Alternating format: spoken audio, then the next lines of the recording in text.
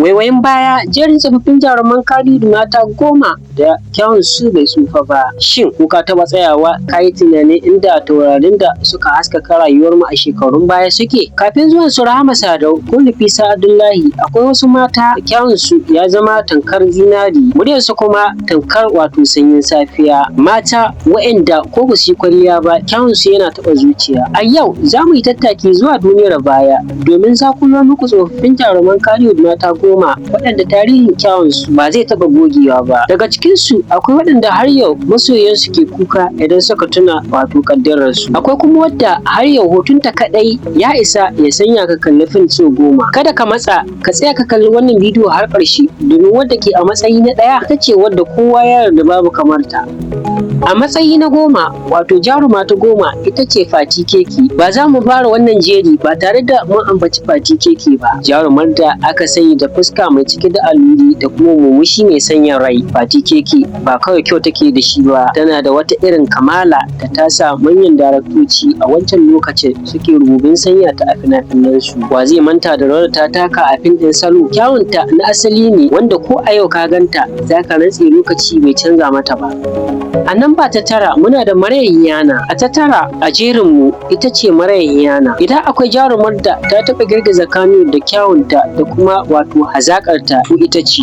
Maryam ba kyawu kaɗai take da shi ba, tana da wani ƙwarjini da yake fitowa a cikin kyamara. Duk da cewa ƙaddara ta sa ta yi nisa da wato idon mutane bayan fim ɗinta mai takin Iyana, har yau masoyanta na ƙwarai suna kewar ganin fuskarta a kan talabijin. Kyawun Maryam Iyana ya kasance misali ne na yadda ya mace wato take daidai da kowane jarumi a duniya. A namba ta 8 muna da Rukayya Dawayya. Idan ana magana da natsuwa da cikar haiba, sunan Rukayya Dawayya ne yake zuwa a zuciya. Ta kafa tarihi tun tana matashiya a fim ɗin Dawayya, inda kyawunta da irin shigar da take yi ta kamala suka sa ta zama abar so ga iyaye da matasa. Rukayya ta nuna mana cewa za ka iya zama jaruma mai kyau sannan kuma mai daraja da kima.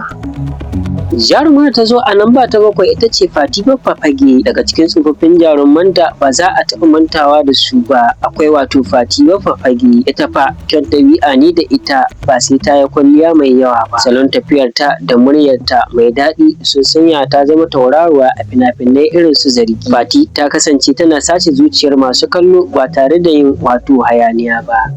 A namba ta 6 muna da Kubra Dako. Kubra Dako jaruma ce da ta haɗa abubuwa biyu, kyawun fuska da kuma wato tsantsar basira. Ta yi fice wajen fitowa a matsayin mace mai ƙarfin hali ko kuma mai faɗa da zuciya. Amma duk ranar da ka Kubra Dako a matsayin budurwa mai soyayya to za ka ga asalin kyawun ya mace. Har yau fuskarta tana ɗaya daga cikin fuskokin da Kannywood ke alfahari da su.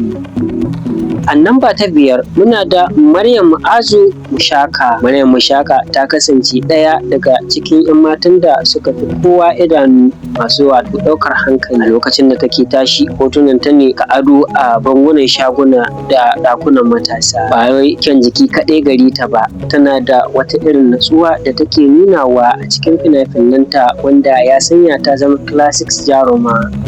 A namba ta 4 kuwa muna da Ummi Zizi. Ba za mu manta da Ummi Zizi ba, jarumar da ta shahara ba kawai don kyawunta ba har ma da yadda take iya sarrafa kanta a cikin waƙoƙi da rawa. Ummi Zizi tana da wato wani irin style na zamani wanda ya riga lokacinta. A lokacin da ta fito kyawun fuska da kwarjininta kan sa kowane jarumi ya yi ƙoƙari domin su yi daidai. A namba ta 3 muna da Samira Ahmad. Samira Ahmad ita ce macen da kowa ke kira da Golden Girl. Fuskarta mai sanyi da kuma wato ɗabi'unta na ƙwarai sun sanya ta zama matar aure a zuciyar kowane mai kallo. Samira tana da wani irin kyau na 'yar Fulani wanda baya tsufa, kuma ko bayan barin tafin har yau ana ɗaukar ta a matsayin ɗaya daga cikin mata mafi kyawu da aka taɓa yi a Kannywood. Wadda ta zo a namba ta 2 ita ce Zainab Indomie. Zainab Indomie sunan kaɗai ya isa ya sa ka tuna da wato zamanin zinariyar Kannywood. Zainab ta zo ne da wani irin kyau mai girgiza zuciya da ƙwarjini. A duk fim ɗin da ta fito kamar su Garwashi ko Wali Jam ita ce take zama uwar gidan wasa. Da ƙalubalen rayuwa da ta fuskanta, Zainab Indomie ta kasance alama ce ta kyau da jarumtaka a tarihin masana'antar ta Kannywood. wadda ta zo a namba ta ɗaya ita ce Zainab Idris, kuma a ƙarshe mun zo kan Zainab Idris. Zainab ita ce wato ma'anar kyan asali, da fuskarta mai ɗauke da murmushi na gaskiya da kuma yanayin sigarta na alfarma, ta kafa tarihin da ba zai taɓa mantuwa ba. Ita ce jarumar da take fitowa a matsayin gimbiya, kuma haƙiƙa kyawunta ya cancanci sarauta. Wannan shine jerinmu na tsofaffin jaruman Kannywood mata guda 10 mafiya kyau. Amma muna da tambaya a gare ku masu kallon mu a daidai wannan lokaci. Idan za a zaɓi guda ɗaya kacal wadda ta fi kowace kyau a tarihin Kannywood, wace ce za ka zaɓa? Shin akwai wadda kake wato jin mun bari? Ka rubuta mana sunanta a comment, sannan kar ka manta ka danna alamar subscribe da alamar ƙararrawa domin samun shirye-shiryenmu na gaba akan tarihin jaruman Kannywood da kake ƙauna. Domin a Kannywood wato kyan hali ya fi kyan fuska, amma kyan fuska ne ke fara buɗe ƙofa. Sai mun haɗu a bidiyo na gaba. Ni ne naku Sadiq Abdullahi Musawa nake ce muku sai mun haɗu a bidiyo na gaba.